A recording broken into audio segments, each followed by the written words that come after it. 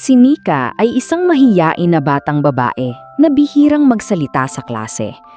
Madalas, napapansin siya ng iba bilang tahimik at parang walang kumpiyansa sa sarili.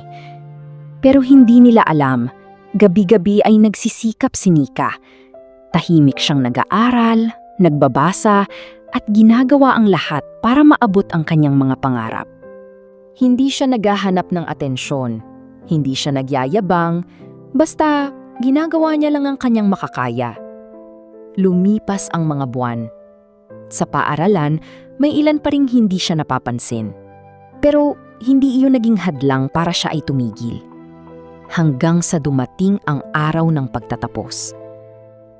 Isa-isa nang tinatawag ang mga estudyante.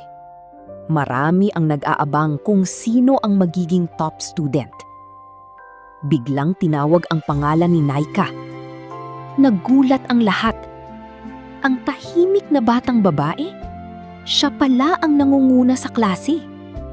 Dahan-dahan siyang umakyat sa entablado. May simpleng ngiti sa kanyang labi at ningning sa kanyang mga mata. Sa sandaling iyon, napatunayan niya na hindi kailangang maging maingay para mapansin. Minsan, ang tunay na lakas ay makikita sa tahimik na pagsisikap. Aral ng kwento. Hindi kailangang magsalita ng malakas para magtagumpay. Ang sipag, tiyaga, at paniniwala sa sarili ang tunay na susi sa pangarap.